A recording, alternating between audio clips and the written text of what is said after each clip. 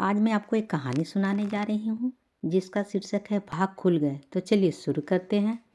राजा वीरभद्र बड़ा दयालु शासक था जो सचमुच जरूरतमंद होते थे उन्हें आर्थिक मदद देने में वह कभी सोच विचार नहीं किया करते थे। राजा वीरभद्र का दूर के रिश्ते में एक चचेरा भाई था, वीरमूर्ति, जो बहुत गरीब था। राजा उसकी सचमुच में मदद करना चाहते थे, परंतु वह व्यक्ति उसकी मदद से पूरा लाभ नहीं उठा पाता था। वीरमूर्ति एक अच्छा शिकारी था और भिन्न भिन्न विषयों पर कविताएं भी बनाया करता था और राजा को सुनाता था। राजा को कविताएं बहुत प्रिय लगती थी। वीरमूर्ति जब भी आखेट से वापस आता था, कविता सुनाता तो राजा उसे पुरस्कार देते, लेकिन धन का उपयोग करने से पहले ही या तो उसे चोर ले जाता अथवा मार्ग में उसकी थैली खो जाती।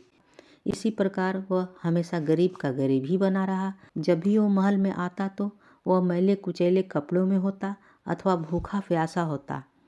एक दिन वीरमूर्ति ढेर सारे शिकार के साथ महल में आया। राजा वीरभद्र उस पर बहुत प्रसन्न हुए। उसने अपने दरबारियों के सामने उसे पुरस्कार देना चाहा, इसलिए उसने सबको बुलाकर कहा, आप सब मेरे चचेरे भाई वीरमूर्ति के जानते हैं। आज उसने ढेर सारे शिकार मारकर अपनी बहादुरी दिखाई है। मैं आप सबके सामने उसे पुरस्कार देना चाहता हूँ। तब राजा ने विनयपूर्वक उसे एक चमकदार नारंगी भेंट की और वो भी मुस्कान के साथ उसे विदा किया। वीरमूर्ति ने झुककर राजा को धन्यवाद दिया और दरबार से बाहर निकल गया। दरबार में काना फुसकी होने लगी।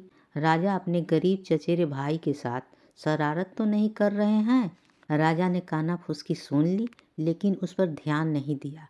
न तो चचेरे भाई को और न ही दरबारियों को यह खबर थी कि पुरस्कार में दी गई नारंगी साधारण नहीं है और उसमें मूल्यवान रत्न थे। वीरमूर्ति ने पुरस्कार के बारे में दोबारा नहीं सोचा। आखिर राजा के दरबारियों के सामने उसकी बहादुरी की तारीफ की उसके लिए बहुत बड़ी बात थी। मामूली नारंगी से यह कहीं अधिक बड़ा पुरस्कार था। उसे अपने थैलों में डालकर घर की ओर चल दिया। मार्ग में उसे एक भिक्षु मिला। उसने अपना कटोरा उसके सामने बढ़ा दिया। वीरमूर्ति के पास पैसे नहीं थे, इसलिए उसने थैले से नारंगी निकाली और भिखारी के कटोरे में डाल दी। तुम्हें भूख लगी होगी, इसे खा लो, यह कहकर वीरमूर्ति चलता बना। भिक्षु यह देखकर आश्चर्य करने लगा कि नारंगी असामान्य रूप से भारी है। वह बहुत चमकदार थी, इसलिए उसे राजा के पास ले जाने का उसने निश्चय किया। पहरेदारों ने राजा की दानशीलता को जानते हुए भिक्षु को महल के अंदर जाने दिया। जब वह दरबार के अंदर गया, राजा ने उसे बड़े आदर के साथ बैठाया। भिक्षु ने सुनहली नारंगी निकालते हुए कहा, महाराज कृपया इस गरीब भिक्षु का उपहार स्वीकार करें, किंतु उसके साथ मेरा आशीर्वाद है, चिरंजीवी भव। नारंगी देखते ही राजा जान गया कि उसका अभागा भाई नारंगी का मूल्य समझ नहीं सका। उसने नारंगी स्वीकार कर ली और उसे चांदी के सिक्कों से भरा एक थैला भेंट कर दिया। भिक्षु राजा को आशीर्वाद देकर चला गया। जब राजकीय आखेट की घोषणा की गई, तब वीरमूर्ति की आखेट में शामिल किया। इस बार भी उसने पहले की तरह अनेक शिकार किए। राजा ने पुनः उसे पुरस्कार में नारंगी दी। वीरमूर्ति ने सोचा कि यह दूसरी नारंगी होगी, इसलिए उसे वह थैले में डालकर दरबार से बाहर चला गया। मुख्य द्वार पर पहुंचने से पहले उसे एक दरबारी मिला। वह पान चबा रहा था। क्या तुम्हारे पास और अतिरिक्त पान है? वीरमूर्ति ने पूछा। उसने पान के बदले दरबारी को नारंगी दे दी। दरबारी ने दबी हंसी के साथ उसे स्वीकार कर लिया। वह जानता था कि उसे वह क्या करेगा।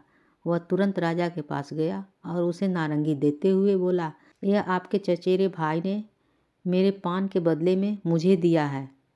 आपने उसे यह 2 बार दी, लेकिन उसने संभाल कर अपने लिए नहीं रखा। महाराज, उसे मदद करने का कोई फायदा नहीं। वह जिंदगी में कभी कामयाब नहीं होगा। उसकी बहादुरी के लिए राजा ने उसे तीसरी बार नारंगी दी। साथ ही यह कसम खाई कि यह उसकी आखिरी मदद है। वीरमूर्ति ने जब राजा के हाथ से नारंगी ली, तब वह जमीन पर गिरकर कई टुकड़ों में बिखर गई। उसके अंदर के मूल्यवान रत्न बाहर आ गए। क्षमा कीजिए महाराज, यह कहकर माफ़ी मांगते हुए वीरमूर्ति रत्नों के एक एक टुकड़े को चुनने लगा। साथ ही वह चकित भी था।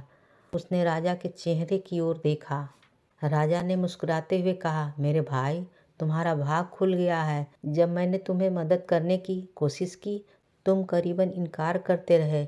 तुमने नारंगी दूसरों को दे दी, अब तुम धनी बन जाओगे। राजा वीरभद्र ने उसे इतना सोना देकर विदा किया। वीरमूर्ति शीघ्र ही एक धनी व्यक्ति बन गया, लेकिन उसने निश्चय किया कि वह भी अपने चचेरे भाई की तरह जरूरतमंद की मदद करेगा। कहानी होती है समाप्त।